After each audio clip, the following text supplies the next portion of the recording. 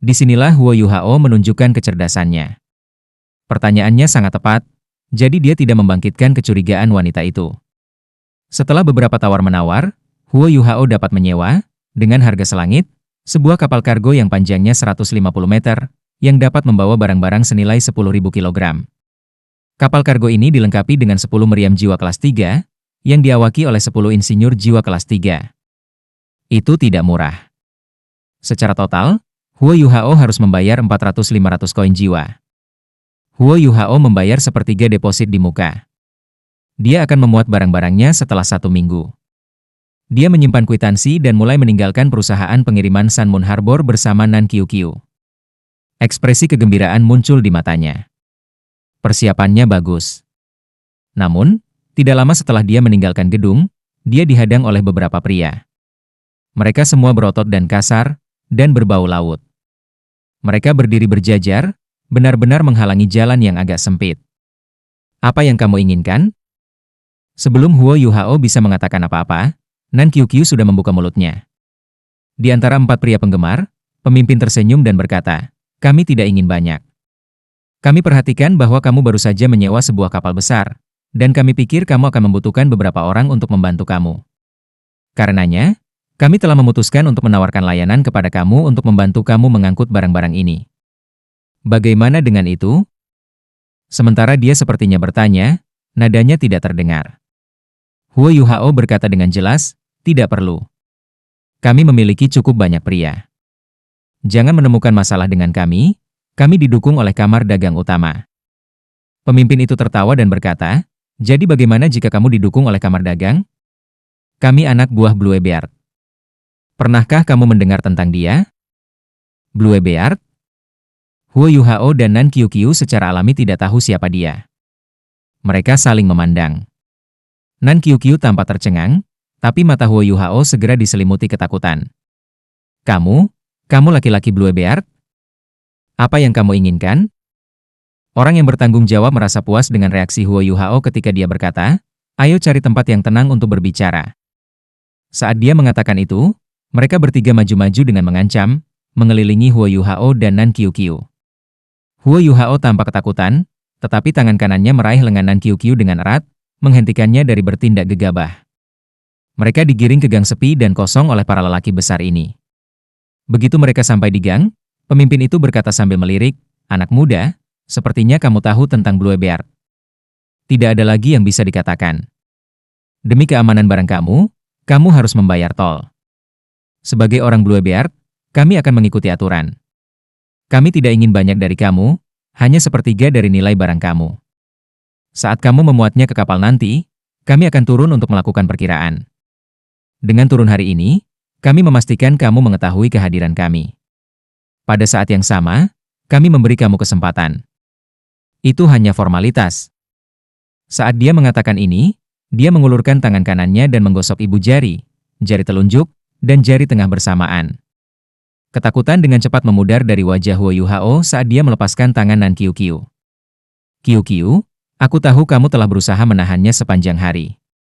Ini kesempatanmu. Orang-orang ini bajak laut. Hancurkan mereka secara manusiawi, dan usahakan tetap bersih." Setelah dia mengatakan itu, dia segera mulai berjalan pergi. "Bajingan, kamu pikir kamu mau kemana?" teriak salah seorang lelaki pemberani. Dia sudah berusaha meraih Huo Yuhao. Namun, pada saat ini, sinar cahaya merah muda keluar dari sebelah Huo Yuhao. Itu mendarat pada pria itu, yang pingsan sebelum dia bahkan bisa berteriak. Dengan kultivasi Huo Yuhao dan kekuatan spiritual, dia sudah melihat bahwa dari 4 orang penyihir itu, hanya pemimpinnya yang adalah petinggi jiwa 20 peringkat. Sisanya hanya pria normal yang sedikit lebih berotot. Bajak laut kekaisaran bulan matahari? Bagaimana mereka bisa menjadi baik? Ada semburan kutukan, tangisan, dan dengusan datang dari belakangnya, yang berhenti sangat cepat. Sebelum Huo Yuhao bahkan bisa berjalan keluar dari gang, dia bisa mencium aroma parfum dari belakangnya. Nan Qiuqiu membersihkan tangannya dan berkata dengan sedih, "Tidak menyenangkan, mereka semua terlalu lemah. Ini tidak memuaskan aku. Kamu memang orang yang licik, menipu mereka di sini sebelum menyerang." Huo Yuhao berbalik untuk menatapnya, dan mendesis, "Qiuqiu, tumbuhkan otak. Apakah kamu ingin membunuh mereka di tempat terbuka? Bukankah itu mengungkap siapa kita? Ayo kembali. Dia senang dengan bagaimana Nan Qiuqiu menanganinya. Cahaya pemusnahan memusnahkan lebih dari sekedar kekuatan jiwa. Gang itu bersih, dan tanpa jejak perkelahian. Dia tidak buru-buru pergi, tetapi malah tinggal satu malam di kota Saajie. Pagi berikutnya, tepat ketika langit cerah, Tang Sek melanjutkan perjalanan mereka. Kali ini, mereka tidak terbang. Huo Yuhao menyatakan bahwa mereka tidak akan melanjutkan perjalanan mereka melalui udara. Kekaisaran Sanmun memiliki alat jiwa tipe pengawasan paling banyak dari semua negara di benua. Setiap kota dijaga oleh mereka, dan mereka bahkan mungkin menanam beberapa di hutan belantara. Dengan kekuatan mereka, mereka akan membutuhkan sekitar 2 hari untuk mencapai tujuan mereka melalui darat. Sunrise City, tempat Sandra disimpan, terletak di selatan Kekaisaran Sanmun. Mereka mengambil jalan memutar agar tidak mengekspos identitas mereka. Mereka melanjutkan perjalanan mereka, tetapi tidak melakukan perjalanan dari jalan yang dipukuli. Sebaliknya, mereka pergi melalui jalan utama, dan mereka bergerak maju dengan kecepatan penuh. Setiap kali mereka bertemu wisatawan lain, Huo Yuhao akan menggunakan imitasi untuk membuat mereka tidak terlihat. Dengan demikian mereka dapat membypass traveler lain tanpa diketahui, dan tanpa melambat. Ketika mereka bergerak maju, mereka tidak menemui kesulitan apapun. Saat Tang Sek bergerak cepat menuju Sunrise City, sekelompok tamu tak diundang lainnya muncul di dekat perbatasan Kekaisaran Sanmun. Tetua Xuan terbang di garis depan, Tetua Song di sebelahnya. Dengan mereka berdua memimpin, mereka diikuti oleh para tetua lainnya, serta dekan Akademi Shrek, Yan Xiaoze, dan wakil dekan Departemen Alat Jiwa, Qian Duoduo. Meskipun hanya ada 8, kekuatan gabungan mereka hampir tidak pernah terjadi sebelumnya dalam sejarah. Qian Duoduo baru-baru ini naik ke peringkat 95, dan secara resmi menjadi Douluo Transcendent. Oleh karena itu, dapat dikatakan bahwa 8 dari mereka adalah Douluo Transcendent. Kekuatan gabungan mereka bahkan lebih tinggi daripada ketika mereka terakhir mengambil tindakan selama turnamen. Xuanzi, apakah kita benar-benar perlu melakukan ini? Ini sepenuhnya melanggar aturan, Tetua Song berkata dengan suara rendah, mengerutkan kening. Tetua Xuan tersenyum dan berkata, jadi, tindakan Kekaisaran Sanmun adalah sah?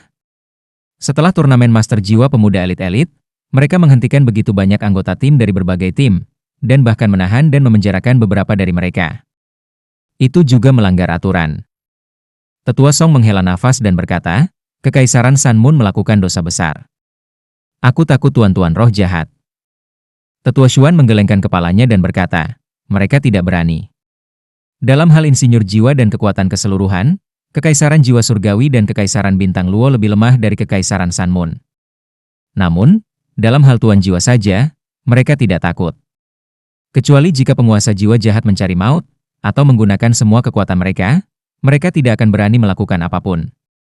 Ayo pergi. Jika kita tidak membuat keributan, apa yang bisa Yuhao lakukan? Dia seharusnya berada di Kekaisaran Sanmun sekarang. Bagaimana kamu bisa menyetujui Huo Yuhao mengambil bagian dalam operasi ini?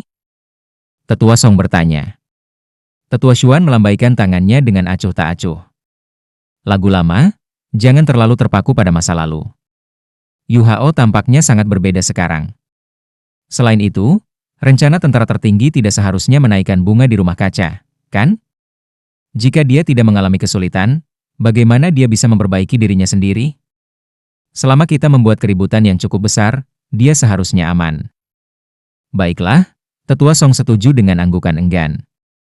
Tetua Xuan memimpin mereka maju, dan segera berada di wilayah udara Kekaisaran Sanmun.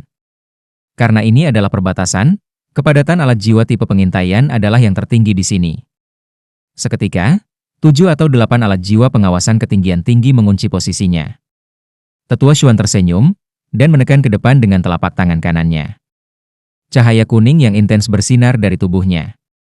Seketika, langit tampak runtuh. Aura yang sangat kuat terpancar darinya. Alat jiwa pengawasan ketinggian tinggi yang telah mendeteksi Tetua Xuan semua mulai merengek keras. Bahkan ketika mereka merasakan kekuatan target mereka, mereka semua terpengaruh olehnya. Alat jiwa pengawasan ketinggian tinggi dibangun di atas dasar botol susu sealet, yang memberi mereka kekuatan jiwa yang cukup untuk menghabiskan waktu yang lama di udara. Namun, karena fluktuasi kekuatan jiwa Tetua Xuan terlalu kuat, Itu menyebabkan kekuatan jiwa dalam botol susu sealet bereaksi negatif. Bang!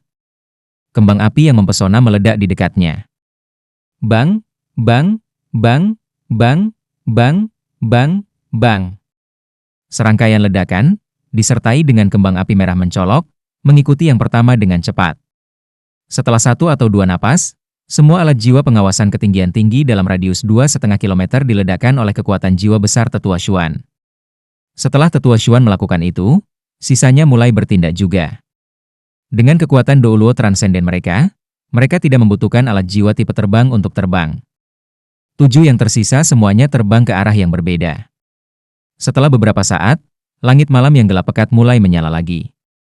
Sejumlah besar alat jiwa pengintai udara hancur dengan kecepatan tinggi. Namun, Kekaisaran Sun Moon masih merupakan kekaisaran yang paling kuat di benua itu. Dengan cepat bereaksi dan menyerang balik. Sinar cahaya yang kuat menyala di tanah saat alat jiwa membombardir langit. Mereka semua meriam jiwa yang lebar, dan ada juga meriam jiwa lain yang bisa melumpuhkan, atau membuat target mereka pingsan. Hanya alat jiwa yang kelas 6 dan di atasnya yang bisa mencapai target pada ketinggian mereka. Seketika, seluruh langit diterangi oleh cahaya yang terang dan mencolok. Sinar cahaya dari meriam jiwa seperti hutan kematian yang menyelimuti segalanya. Menghadapi formasi ini, bahkan Douluo yang bertitel biasa akan panik, dan mencoba melarikan diri secepat yang dia bisa. Namun, tidak peduli seberapa kuat pertahanan Kekaisaran Sun Moon, mereka tidak dirancang untuk menahan transenden Douluo. Atau setidaknya, mereka tidak siap menangani 8 dari mereka. Menghadapi sinar cahaya yang naik dengan cepat, Tetua Xuan dan yang lainnya naik lebih tinggi ke udara. Tidak ada yang tahu berapa banyak meriam jiwa yang dimiliki Kekaisaran Sun Moon di bawah mereka, jadi melawan mereka secara langsung bukanlah pilihan yang bijaksana. Namun, tidak peduli seberapa kuat meriam jiwa itu, bahkan jika itu adalah kelas 9, jangkauannya terbatas. Dengan kultivasi Douluo transenden mereka bisa terbang 3.000 meter ke udara, ketinggian yang memungkinkan mereka untuk menghindari sebagian besar alat jiwa. 8 sosok naik ke langit. Bahkan jika meriam jiwa bisa menyerang mereka, itu tidak bisa mengatasi pertahanan mereka. Tanpa bantuan alat jiwa pengintai ketinggian tinggi yang hancur, akan sulit untuk mengunci posisi mereka. Namun, Tetua Xuan dan yang lainnya tidak santai. Mereka telah melihat kekuatan alat jiwa Kekaisaran Sun Moon dalam pertempuran, dan memahami betapa menakutkan lawan mereka. Dalam hati Tetua Xuan, dia bersukacita pada kenyataan bahwa Huo Yuhao telah menghancurkan bunker bawah tanah. Pada waktu itu, ia memarahi pemuda itu karena tindakan itu mungkin telah memiskinkan banyak orang. Namun, sekarang dia memikirkannya, dia menyadari bahwa jika gudang besar tidak dihancurkan, semua alat jiwa di dalamnya akan dikerahkan dalam perang. Bahkan Douluo transenden seperti mereka harus menghindar untuk menghindari terkena meriam jiwa sebanyak ini.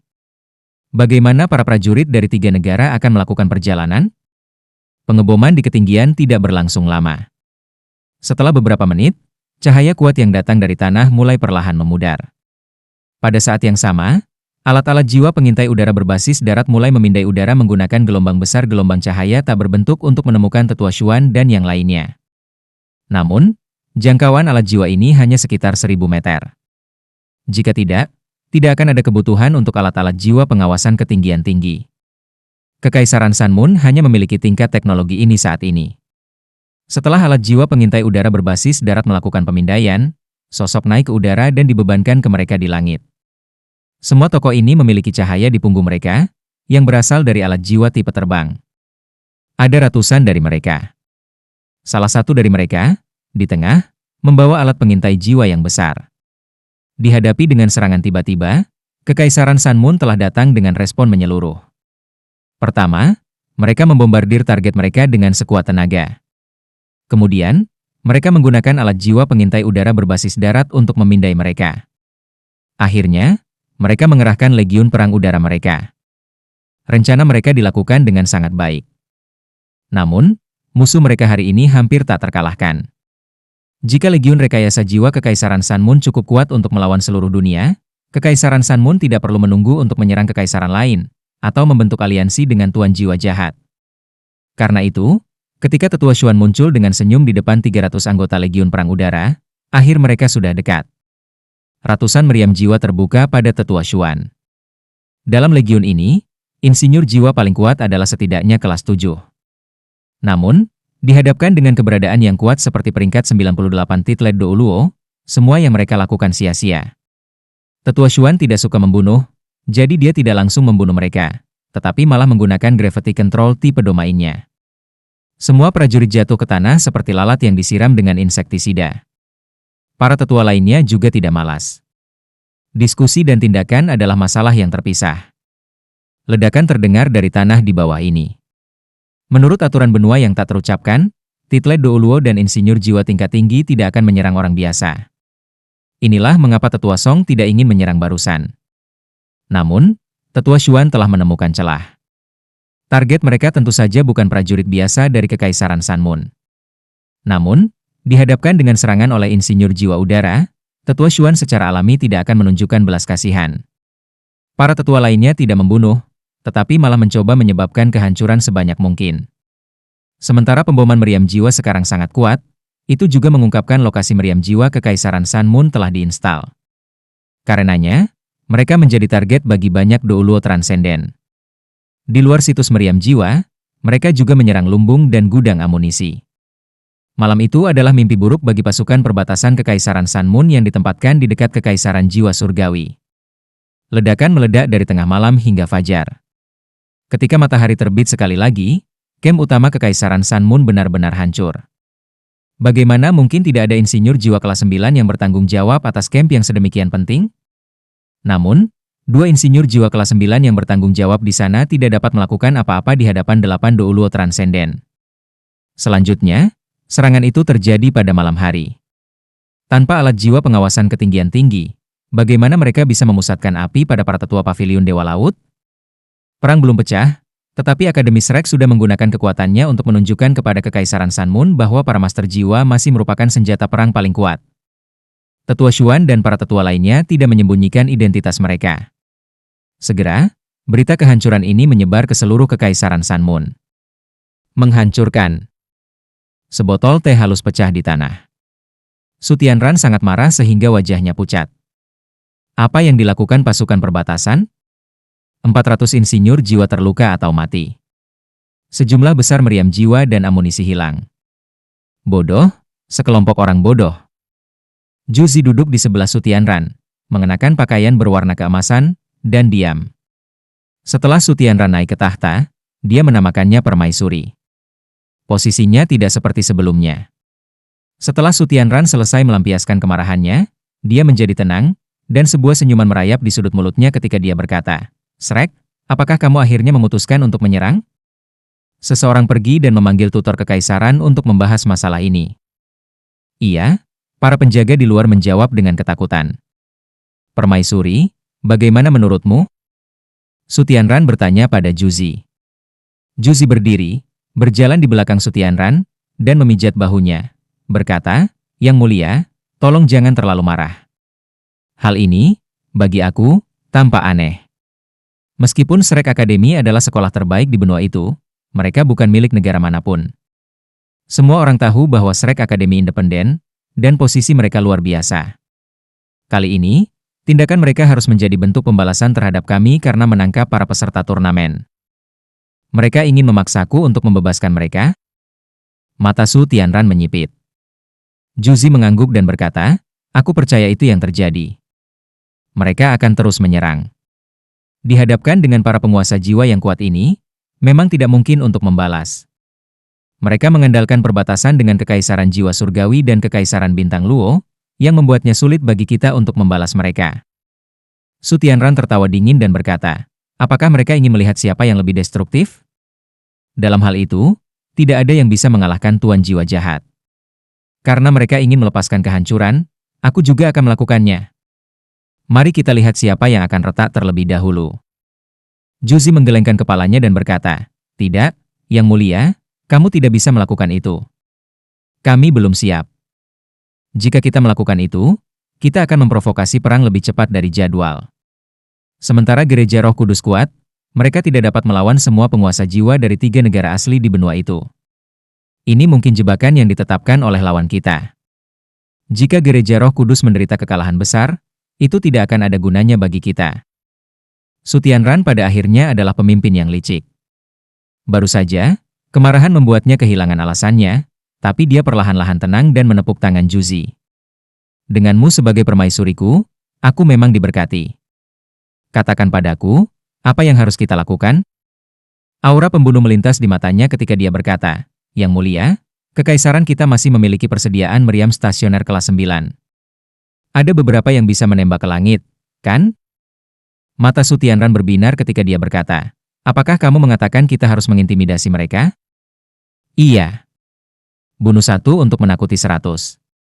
Ini akan mencegah mereka menjadi begitu sombong. Ada beberapa master jiwa yang belum merasakan kekuatan meriam jiwa stasioner kelas 9. Angin sepoi-sepoi yang jelas bercampur dengan aroma alam. Serangga dan burung berkicau di hutan, dan sinar matahari mengalir turun, memancarkan sinar redup yang tidak bisa menembus dedaunan tebal. Di bawah sebatang pohon yang begitu luas sehingga dibutuhkan setidaknya 10 orang untuk mengelilinginya, kata seseorang. Rambut panjangnya yang berwarna biru pucat menggantung longgar di belakang punggungnya. Saat dia duduk, rambutnya menyentuh tanah. Matanya terpejam, alisnya yang panjang agak melengkung, dan hidungnya lurus. Kulitnya pucat pasi, dan bibirnya kenyal. Jika kecantikan memiliki bentuk manusia, ini dia. Kakinya yang panjang dan ramping disilangkan saat dia duduk tegak. Dari samping, orang bisa melihat sekelilingnya, naik ke posterior. Sosok rampingnya, yang membentang dari pinggang ke posteriornya, akan menarik perhatian siapapun. Meskipun matanya terpejam, dia memancarkan aura sedingin es yang menghalangi sebagian besar binatang buas dan pria mendekatinya. Jika seseorang dapat merasakan aura di dekatnya, orang akan menyadari bahwa selain burung dan serangga, tidak ada hewan besar. Ini adalah salah satu tempat paling misterius dan berbahaya di benua Douluo. Master Jiwa menyebutnya tempat pembantaian, karena itu adalah wilayah inti dari hutan Great Star Dou. Bagi manusia, ini adalah tempat yang mematikan.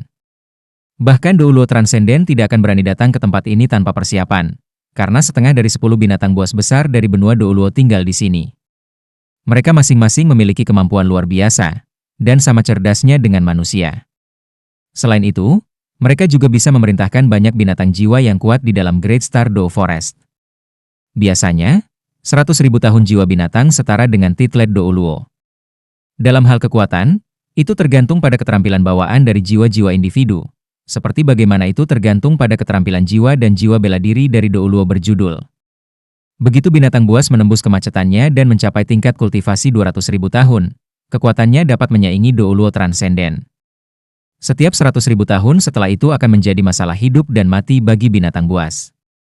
Tidak diragukan lagi, setiap kali jiwa binatang mengatasi ujian mematikan seperti itu, kekuatannya akan meningkat secara eksponensial.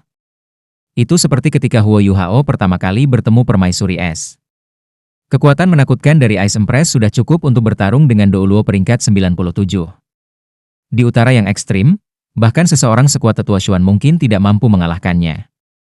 Di antara 10 binatang buas besar, bagaimanapun, permaisuri es hanya peringkat ke-7. Adapun permaisuri salju, alasan mengapa ia mulai mundur dan hampir hancur sendiri di dalam Huo Yuhao adalah karena kekuatannya sendiri terlalu kuat. Setelah binatang buas menembus penghalang 500.000 tahun, itu akan sekuat Douluo utama. Dengan kata lain, permaisuri salju sekuat Kaisar Naga Douluo, Long Xiayao. Jika dia bertemu dengannya di Extreme North, Long Xiayao tidak akan berani melawannya secara langsung. Di dunia binatang buas, termasuk permaisuri salju, 5 dari 10 binatang buas besar sekuat Ultimate Douluo. Mereka semua memegang posisi kuat. Secara alami, mereka adalah 5 besar dari 10 binatang besar buas.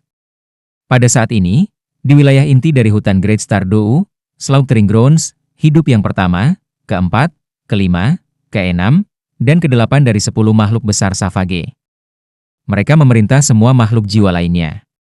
Untuk hidup di tempat penyembelihan, seseorang harus memiliki kultivasi setidaknya 100.000 tahun. Oleh karena itu, ini adalah tempat teratas untuk Transcendent Douluo untuk mencari petualangan. Begitu seseorang mencapai tingkat Douluo Transcendent, dia tidak akan membutuhkan cincin jiwa lagi. Namun, penting untuk diingat bahwa pembunuhan binatang jiwa berusia 100.000 tahun tidak hanya akan menelurkan cincin jiwa 100.000 tahun, tetapi yang lebih penting, itu akan menghasilkan tulang jiwa 100.000 tahun yang membawa 2 keterampilan jiwa. Bagi tuan jiwa, emas dan kekayaan bukanlah apa-apa. Namun, Berapa banyak orang yang bisa memiliki keenam tulang jiwa?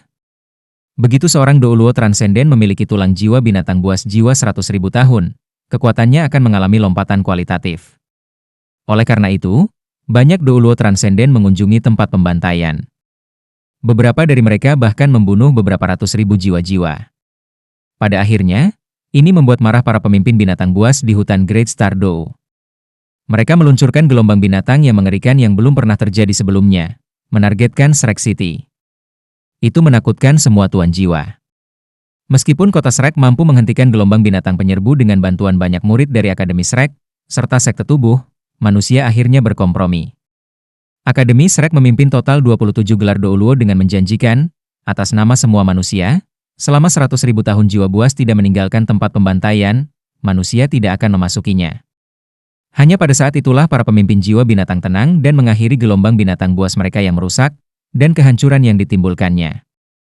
Sejak saat itu, tempat pemotongan hewan di hutan Great Stardow menjadi zona terlarang bagi manusia.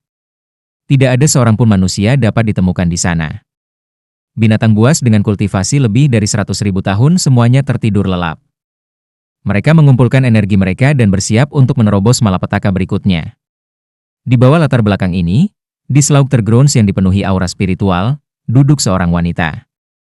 Bagaimana mungkin adegan ini tidak mengejutkan? Mungkinkah itu berarti bahwa janji antara manusia dan binatang telah dipatahkan?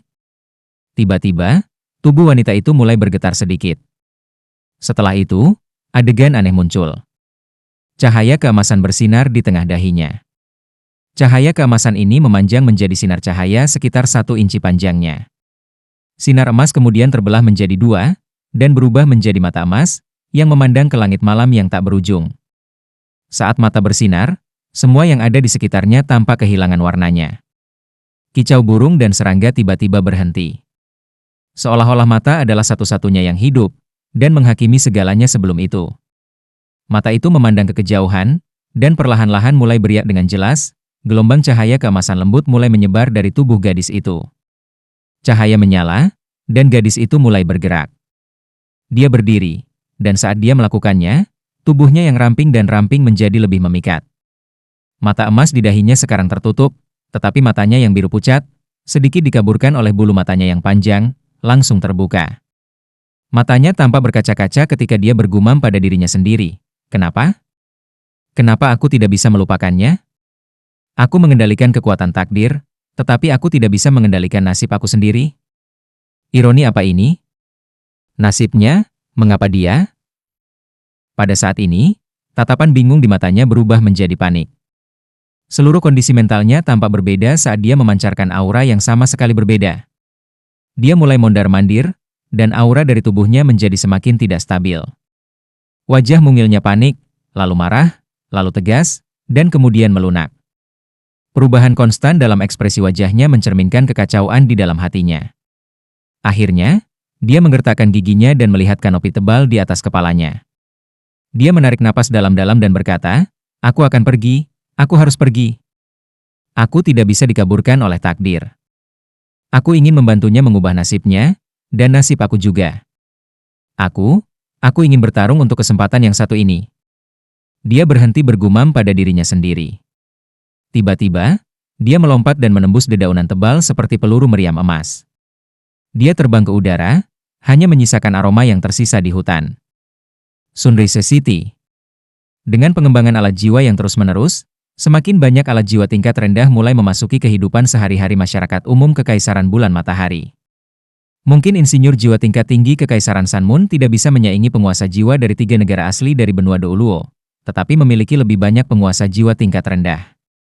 Ini adalah hasil dari kemajuan mereka dalam rekayasa jiwa. Di Douluo kontinen, semua orang bisa membangkitkan jiwa bela diri mereka pada usia 6 tahun. Terlepas dari apa jiwa bela diri mereka semua bisa berkultivasi.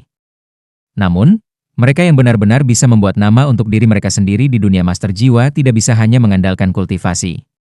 Bagi banyak dari mereka, bahkan setelah mereka membangunkan jiwa bela diri mereka, kekuatan jiwa mereka hanya akan berada di antara peringkat 1 dan peringkat 3. Ini adalah batasan besar pada kultivasi masa depan mereka, yang tidak hanya terbatas pada 10 peringkat pertama. Jika mereka tidak berbakat secara bawaan, mereka akan mendapat sangat sedikit sebagai imbalan atas upaya mereka. Secara khusus, jika jiwa bela diri mereka tidak menggunakan praktis, seperti cangkul, cangkir, atau piring, tidak perlu bagi mereka untuk terus berkultivasi. Karena hal ini, banyak dari mereka yang tidak berbakat dalam aspek ini tidak memiliki cara untuk melanjutkan kultivasi mereka. Kurangnya bakat bawaan mereka menghalangi mereka untuk menerima pendidikan dari akademi yang unggul, dan seringkali mereka tidak mampu membayar biaya yang sangat tinggi dari sekolah guru jiwa. Sangat sedikit yang seperti Huo Yuhao, yang bisa menggunakan make up karena kurangnya bakat bawaannya dengan kerja keras. Namun, situasi di Kekaisaran Sanmun berbeda. Beberapa ratus tahun yang lalu, dengan perkembangan rekayasa jiwa, situasi ini sangat diperbaiki. Di Kekaisaran Sanmun, kebangkitan jiwa bela diri seseorang juga akan berarti bahwa selama seseorang memiliki kekuatan jiwa, ia akan memenuhi syarat untuk pelatihan gratis yang disubsidi oleh Kekaisaran. Mereka bahkan akan diberikan obat-obatan yang dapat meningkatkan kekuatan jiwa mereka. Sementara obat-obatan ini mungkin memiliki efek samping, itu mulia untuk menjadi guru jiwa. Menjadi seorang guru jiwa berarti seseorang lebih unggul dari teman-temannya. Siapa yang mau melepaskan kesempatan seperti itu? Jadi bagaimana jika jiwa bela diri kamu tidak berguna? Selama kamu memiliki kekuatan jiwa, kamu bisa menggunakan alat jiwa.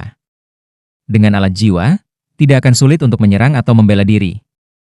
Mungkin itu adalah hasil dari obat-obatan, tetapi master jiwa tanpa bakat bawaan hanya bisa memiliki 2 atau 3 cincin paling banyak. Namun, ketika jumlah kelompok orang ini bertambah, situasi keseluruhan berubah. Keberadaan mereka adalah fondasi yang kuat di mana Sanmun Empire membangun legiun insinyur jiwanya. Pada saat yang sama, mereka memungkinkan lebih banyak alat jiwa sipil digunakan oleh warga biasa Kekaisaran Sanmun. Bagaimana Kekaisaran Matahari Bulan mampu melawan 3 kerajaan di benua Douluo? Ini adalah salah satu alasan utama. Tidak diragukan lagi, dalam hal teknologi rekayasa jiwa dan pemeliharaan insinyur jiwa, Kekaisaran Sanmun memiliki keunggulan yang sangat besar.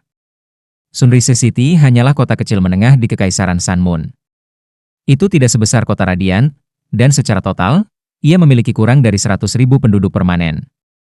Menghitung penghuninya yang tidak tetap, ia memiliki sekitar 500.000 penduduk pada suatu waktu. Namun, dalam beberapa bulan terakhir, kota ini telah mengalami perubahan total.